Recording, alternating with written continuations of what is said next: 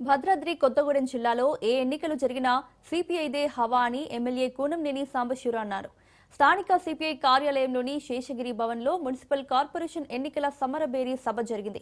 ఈ కార్యక్రమానికి హాజరైన ఎమ్మెల్యే కూనంనేని త్వరలో కార్పొరేషన్ ఎన్నికలకు నోటిఫికేషన్ విడుదల కానుందని తెలిపారు. కొత్తగా ఏర్పడిన కొత్తగూడెం కార్పొరేషన్ ఎన్నికల్లో సిపిఐ సత్తా చాటాలని 60 డివిజన్లలో పోటీ చేసేందుకు పార్టీ అభ్యర్థులు సిద్ధంగా ఉన్నారని అన్నారు. పొత్తులతో కలిసి వచ్చే వారిని స్వాగతిస్తామని, లేదంటే పంచాయతీ ఎన్నికల్లో మాదిరిగానే ఒంటరి పోరుకైనా సిద్ధమవుతామని ఎమ్మెల్యే కూనంనేని సాంబశివరావు స్పష్టం చేశారు.